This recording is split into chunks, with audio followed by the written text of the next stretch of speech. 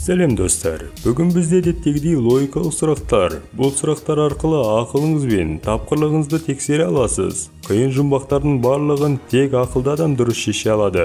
Пікірге дәстүр бойынша қанша жұмбаққа жауап бергеніңізді жазып кетіңіз. Сіздермен бірге біз бәрі бар арнасы. Номер 1 сұрақ. Фермерде барлығы 16 қой болды. 12-ден басқасының бәрін сатып жіберді. Енді сұрақ, фермерде неше қой қалды?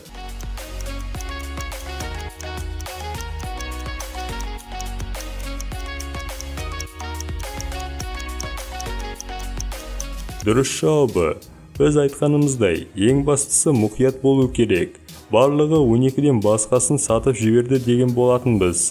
Сәйкесінше 12 қой қалды. Егер дұрыс жауап берсеңіз, лайк басып, әрі қарай жүрейік. Номер 2 детективтік жұмбақ. Пәтерде ер адамның өлі денесі табылды. Детективтер өлі адамды зерттей келе, жанынан тапанша мен диктофонды тапты.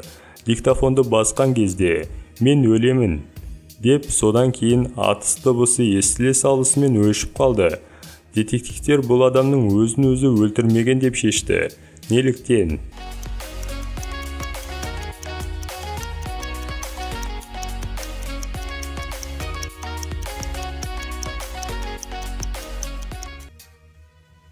Дұрыс жауабы. Егер ол өзін өлтіретін болса, диктофон бірден өшіп қалмас еді. Номер 3 сұрақ. Тәжірибе жүргізілген ғарыш станциясында үлкен жарылыс болды. Ғарышкерлер 3 есік арқылы аман қалуға мүмкіндігі бар еді. Бірінші есікте от жанып жатыр. Екінші есікте қауіпті басқа ғаламшарлық. Үшінші есікте қауіпті улы газ. Ғарышкерлер тірі қалу үшін қандай жолды таңдайды?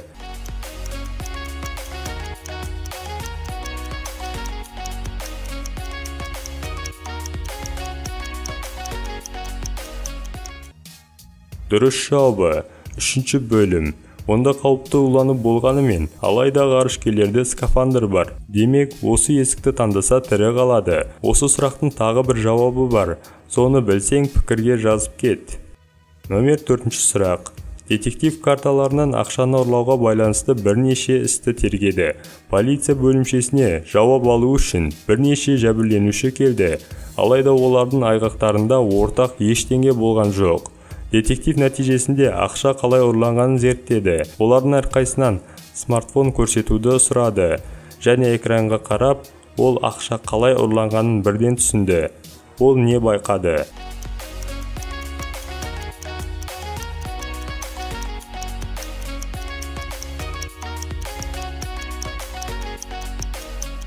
Дұрыс жауабы. Егер сіз детектив сияқты мұқият болсаңыз, онда барлық зардап шеккендердің телефонында бірдей қосымша бар екенін байқадыңыз. Хакерлер осының көмегімен банк карталарынан ақша ұрлаған. Номер 5 сұрақ. Олимпиада ойынында жанжал болды. Ұйымдастырушылардың бірі спортшының орнына робот жүргенін айтты. Ол дәл адам сияқты көрінетін. Дегенмен тәжірибелі судья трассаға қарап жүгіруден кейін әр спортшының қалдырған іздерін көріп, кімнің робот екенін анықтады. Робот кім және неліктен?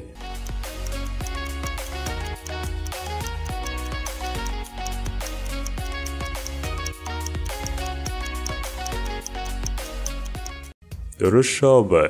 Егер сіз мұқият қарасаңыз, бірінші қатысушының робот екенін анықтадыңыз. Тек робот қадамдары арасында бірдей қашықтықта мінсіз түзу сызықпен жүгіре алады.